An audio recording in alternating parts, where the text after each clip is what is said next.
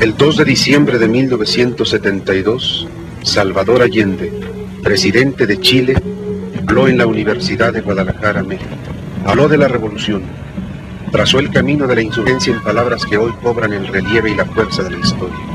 A la luz de lo que ha ocurrido, debemos revivir ese 10 de diciembre.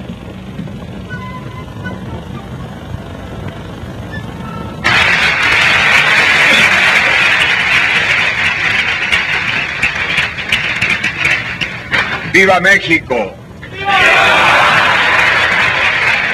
¡Viva Chile! ¡Viva Latinoamérica unida!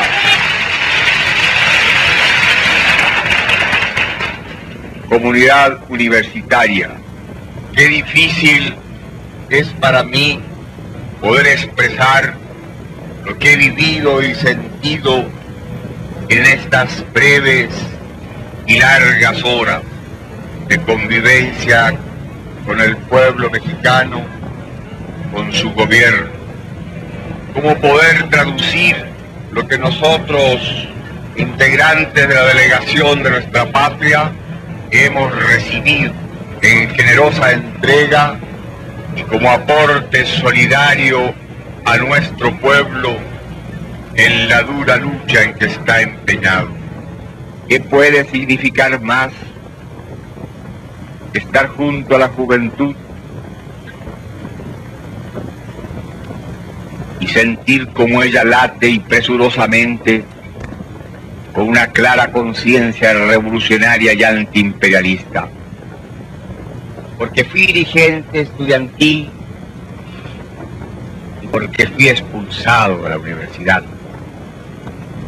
puedo hablarle a los universitarios. Ustedes saben que no hay querella de generaciones.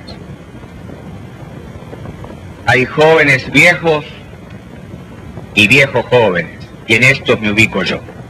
Esos jóvenes viejos no se preguntan cuántas viviendas faltan en nuestros países, y a veces ni en su propio país.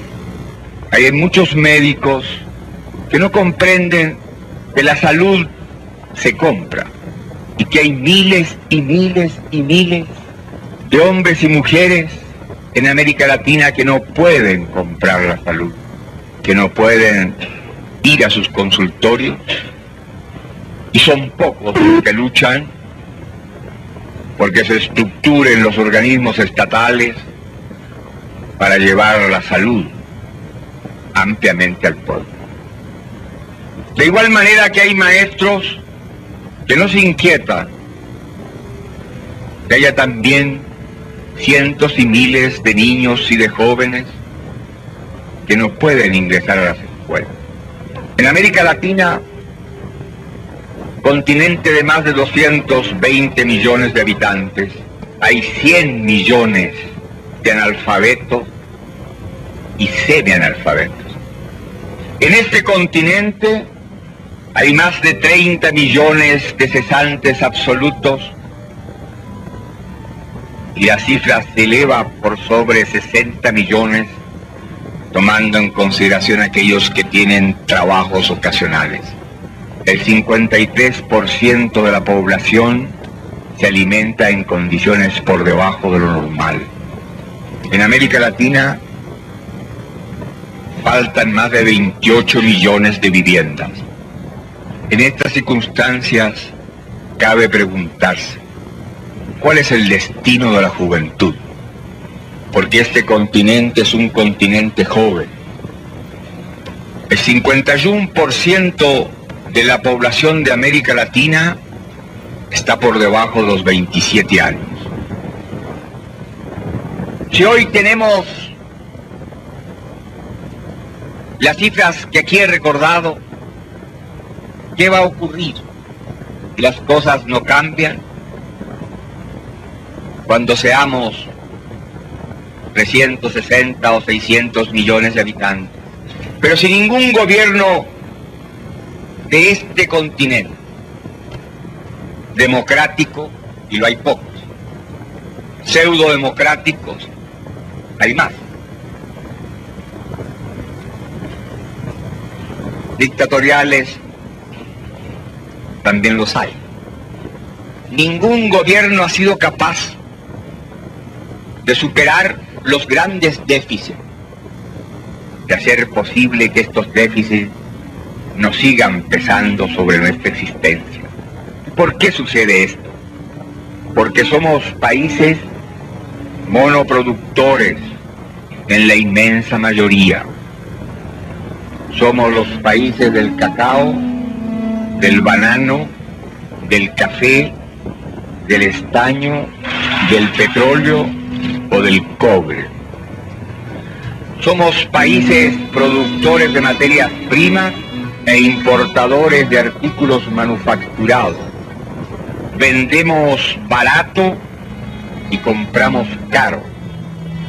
Somos países en donde el gran capital financiero busca y encuentra, por la complacencia culpable muchas veces de gentes que no quieren entender su deber patriótico, la posibilidad de obtener grandes utilidades. En nuestras tierras somos países que no aprovechamos los excedentes de nuestra producción. En la última década, no puedo exactamente decir si desde el 50 al 60 o del 56 al 66, América Latina exportó mucho más capitales que los que ingresaron a ella. De esta manera se ha ido produciendo una realidad que es común en la inmensa mayoría de todos nuestros pueblos. Somos países ricos potencialmente y vivimos como pobres. Para poder seguir viviendo, pedimos prestado. Pero al mismo tiempo somos países exportadores de capitales. Paradoja típica del régimen y del sistema capitalista. Cuando la deuda de los países del tercer mundo alcanza a la fantástica cifra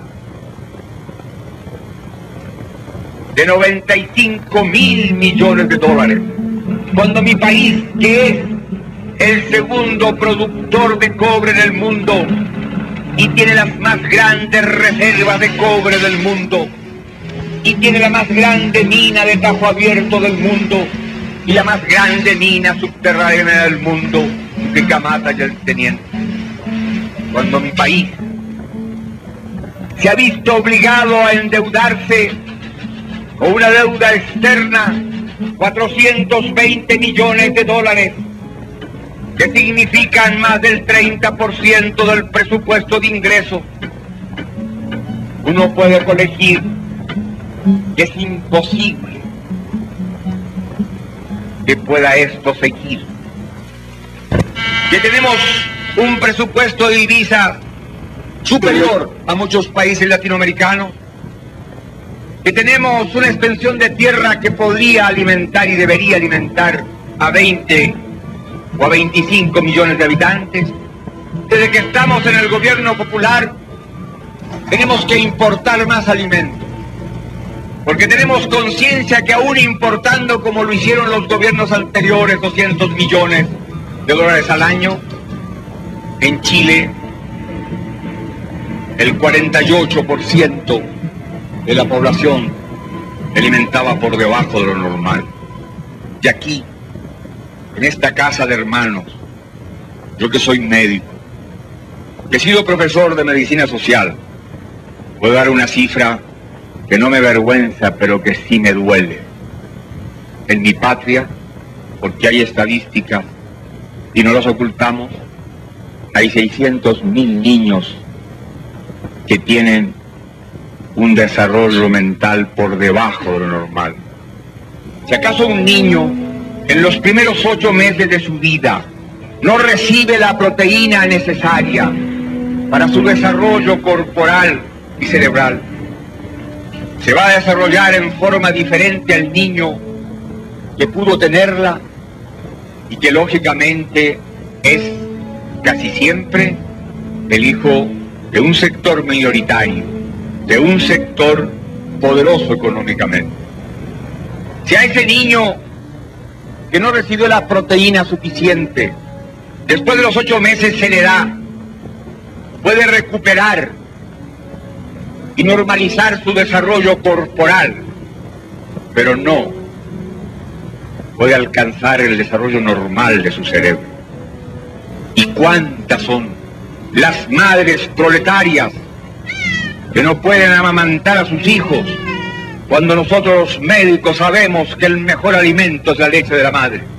Y no lo pueden hacer porque viven en las poblaciones marginales, porque sus compañeros están cesantes, porque ellas reciben su alimento y que como madres están castigadas en su propia vida y, lo que es más injusto, en la vida de sus propios hijos.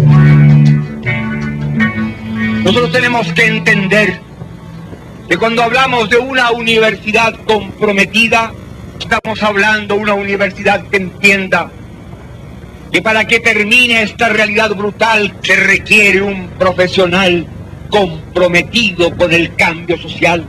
Se requiere un profesional que no se sienta un ser superior porque sus padres tuvieron el dinero suficiente para que él ingresara a la universidad. Se necesitan profesionales que no busquen engordar en los puestos públicos, en las capitales de nuestras patrias.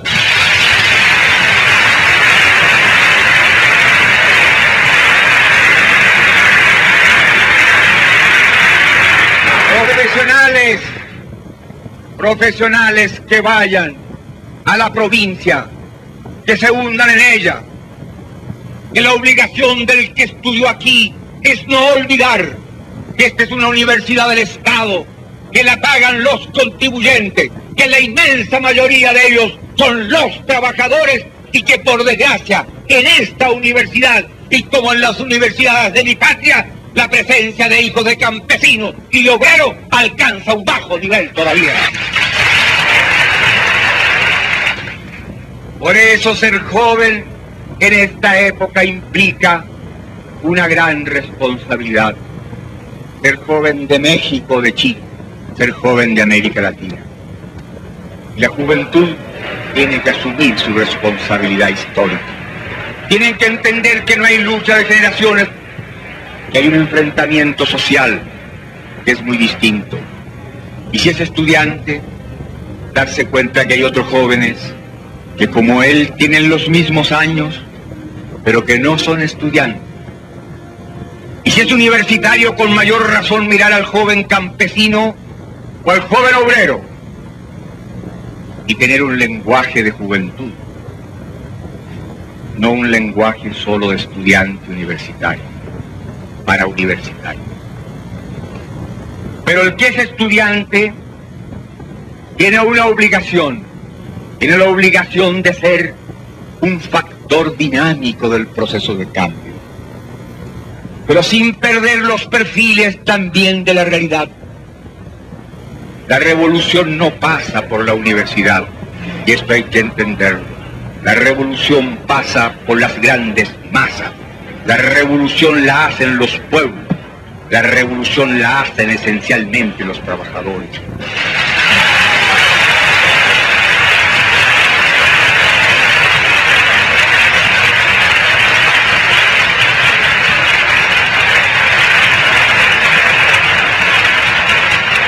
Allá luchamos por los cambios dentro de los marcos de la democracia burguesa, con dificultades mucho mayores, en un país donde los poderes del Estado son independientes. El poder judicial es autónomo y el Código Civil de mi patria tiene 100 años. Pero indiscutiblemente hay que pensar que esas leyes representaban otra época y otra realidad. No fueron leyes hechas por los trabajadores que estamos en el gobierno. Fueron hechas por los sectores de la burguesía que tenían el ejecutivo, el poder económico y que eran mayoría en el Congreso Nacional. Sin embargo, la realidad de Chile nos llevó a los dirigentes políticos a entender que en Chile no teníamos otro camino, el camino de la lucha electoral. Y ganamos por ese camino, que muchos no compartían, con la asimilación un poco equivocada de la divulgación de tácticas de la lucha guerrillera o del ejército popular. Soy amigo de Cuba. Soy amigo hace 10 años de Fidel Castro.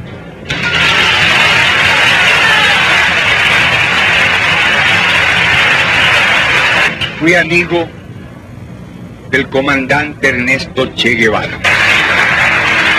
Me regaló el segundo tomo de su libro Guerra de Guerrillas.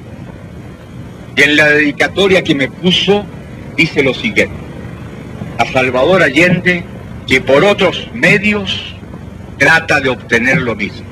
Si el comandante Guevara firmaba una dedicatoria de esta manera, es porque era un hombre de espíritu amplio que comprendía que cada pueblo tiene su propia realidad, que no hay receta para hacer revoluciones.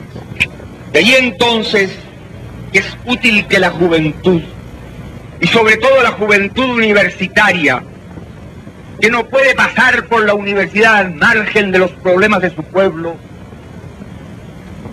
entienda que tiene que mirar lo que pasa dentro de su país y más allá de la frontera, y comprender que hay realidades que deben ser meditadas y analizadas. ¿Por qué, por ejemplo, un país como es la República Popular China, poderoso país, extraordinariamente poderoso país, ha tenido que tolerar la realidad de que Taiwán o que Formosa esté en manos de Chiang Kai-shek?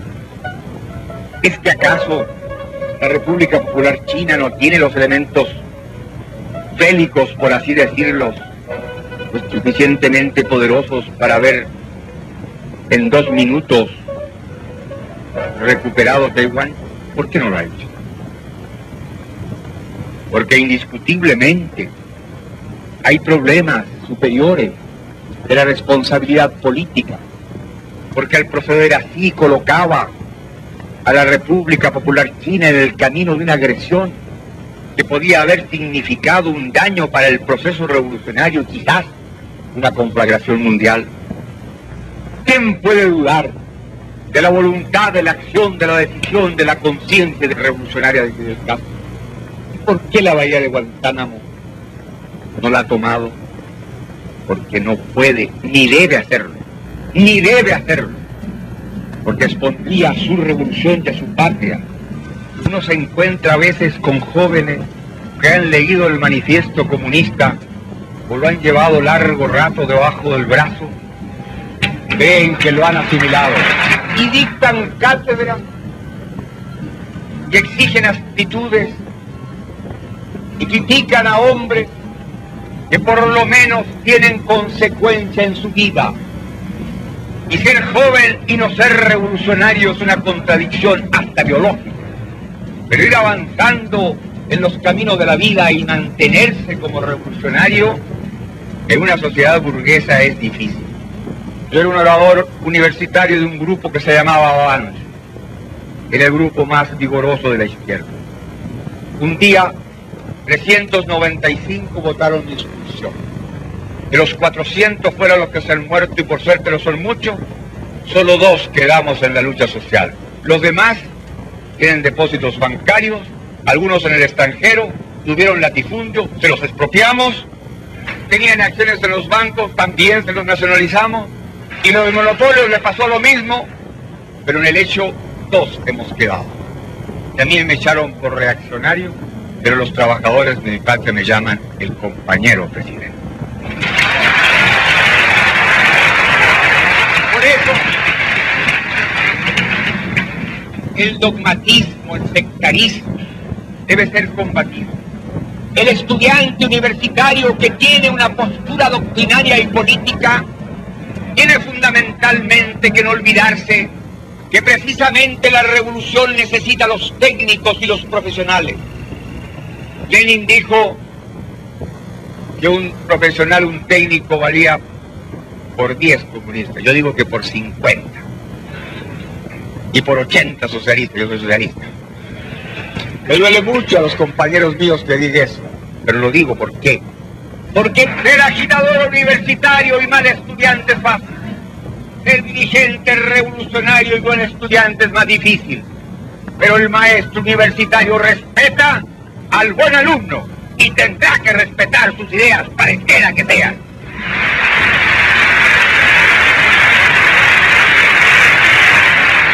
Por eso es que la juventud en el mundo contemporáneo, y sobre todo la juventud de Latinoamérica, tiene una obligación contraída con la historia, con su pueblo, con el pasado de su patria. La juventud tiene que entender, y nosotros en Chile le hemos dado un paso trascendente. La base política de mi gobierno está formada por marxistas, por laicos y cristianos. Y respetamos el pensamiento cristiano cuando ese pensamiento cristiano interpreta el verbo de Cristo que echó a los mercaderes del templo.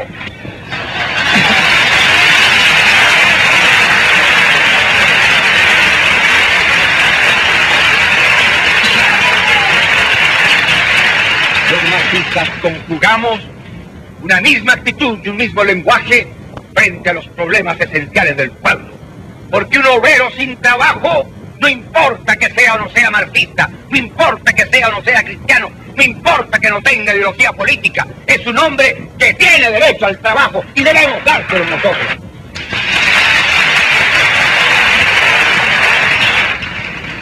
¿Cuántos son los miles de jóvenes que egresados de los politécnicos o las universidades no encuentran trabajo? Para América Latina se necesitaban cerca de 6 millones de nuevas ocupaciones.